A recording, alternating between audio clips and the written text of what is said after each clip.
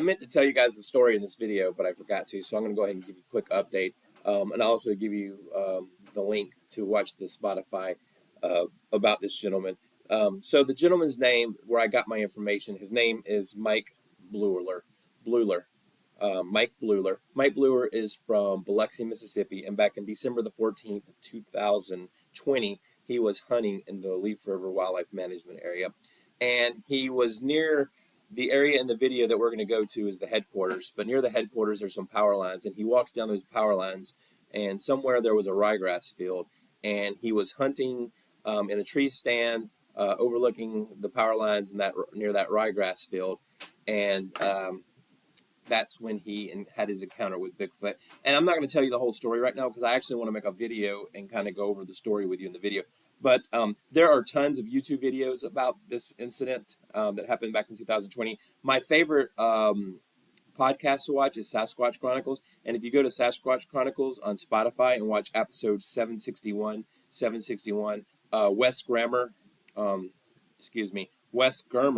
Wes Germer does Sasquatch Chronicles, and on episode 761, he talks to Mike Bluler from Biloxi, Mississippi, about his incident back in December the 14th, 2020. So it's actually a really, really awesome encounter, but it's also a scary encounter. It gave him PTSD.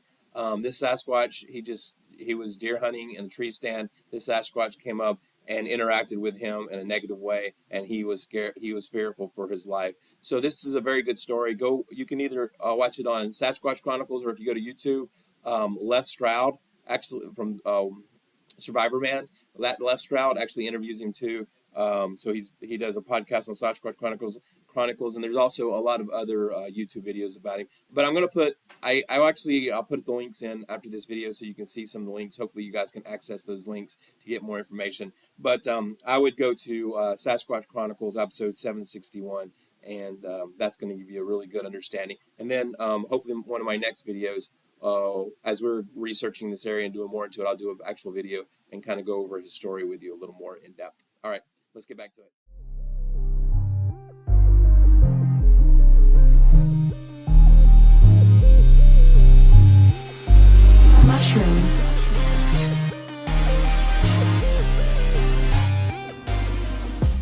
So I was going to show you guys, we were talking about ryegrass. You can see they have the equipment here, and you see they plow up the ground and then they plant the grass.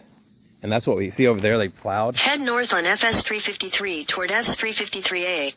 All right, so they plowed over there, but this is ryegrass, I believe. When we talk about ryegrass, this is what we were looking at. So the gentleman was hunting off of a power line near ryegrass, but I don't think this is it, but it was near this headquarters building here. For the Leaf River Wildlife Management Area, but you can see the grass and you can see what it looks like. So that's ryegrass, and I'm pretty sure deer like ryegrass. I haven't deer hunted in a long time, but I think ryegrass. I'll double check this and let you guys know. But holy cow, look how dark it's getting. I'm gonna hurry before we get trapped here in this weather. But so today was just more of an exploratory trip.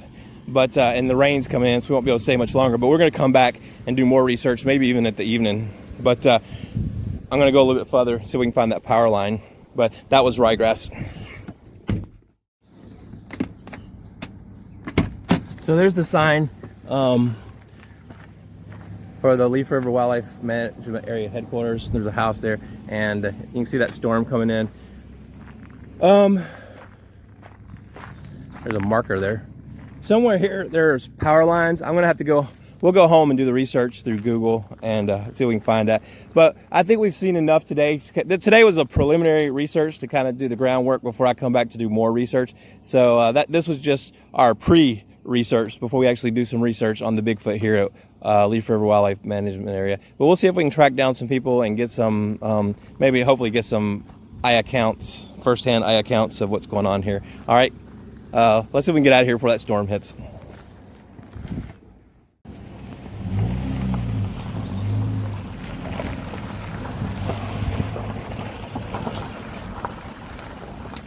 So another thing I wanted to mention was not only do they burn these areas, burn these forests at the Leaf River Management Area, they've logged them in the past too. So if you see these trees behind me, they're not very thick.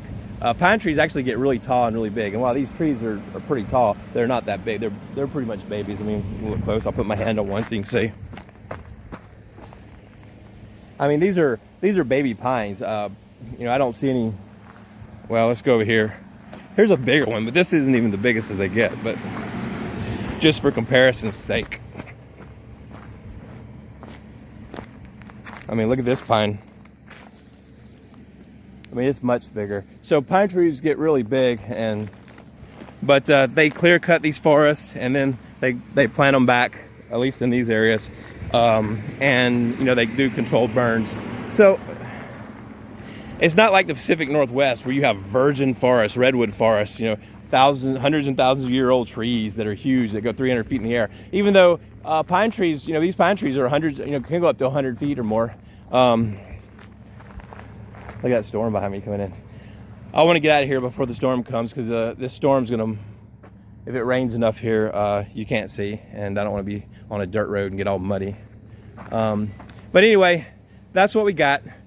The reason I mentioned the forest cutting, the tree cutting, and the control burn, because what does that mean about Bigfoot? You know, how does that affect the Bigfoot population in South Mississippi? So just questions. I don't have the answers right now, but just throwing questions out at you guys so that you guys can think about it. All right, let's keep moving. So you can see that storm still coming in. So I found a power line. Whether this is the power line or not, where the incident was, I don't know. But this could be it. I mean, there's actually, look at this. So this is a power line, and this is kind of fits the description of what the gentleman was talking about. If there was a field nearby, a ryegrass field, but it probably is somewhere. But anyway, here's you can see the power line here. The wind's picking up and a storm's coming in. But this could be it, guys. So I found a power line in the middle of the Leaf River Wildlife Management Area, which kind of fits the description of where the sighting was. Now there should be a ryegrass field here somewhere. So we'll do more research and see if we can figure this out. But at least we know there is a power line here, and we found it. I just wanted to give you guys some zoomed in shots of what it looks like.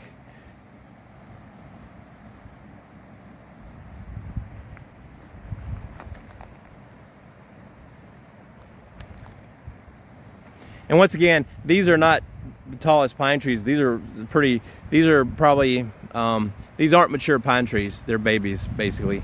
So you can see, we had talked about that a while ago. The wind's picking up.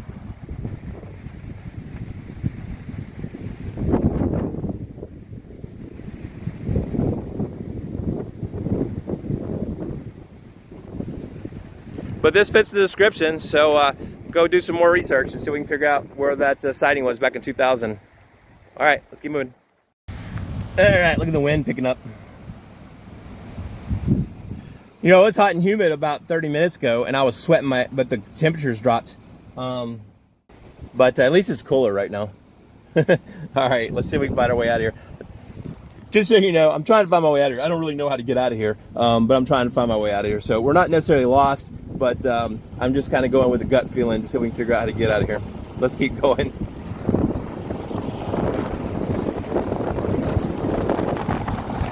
By the way, look how dark it's getting. It got dark since we got here. It's a lot darker now. So it's evening time. So we'll keep our lookout and see if we see any black blobs slouching and cone heads with long arms crossing the road. Let's keep a lookout, guys. Got my camera on. Okay, so we made it back to Highway 57, which is where we started. That's the road we came down right there. And then, of course, Highway 57 goes from Highway 98 down to the Mississippi Gulf Coast, Ocean Springs, I believe. But there's 57.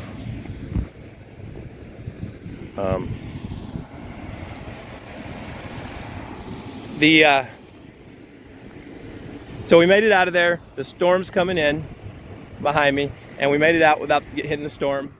But I wanted to thank you guys for joining us today on Jam's Adventures. I'm Jam. Today was our preliminary research of the Leaf River Wildlife management area in Mississippi for a little research on a Bigfoot incident that happened in 2000. It's 2004, so it's 4 years ago. So I appreciate you guys joining. Please like and subscribe to our channel. I'm trying to do some really interesting and cool stuff that I hope you guys would appreciate. So help support me so I can get out there and do all these cool things. Once again, thanks for joining Jam's Adventures. I'm Jam. We'll see you guys next time.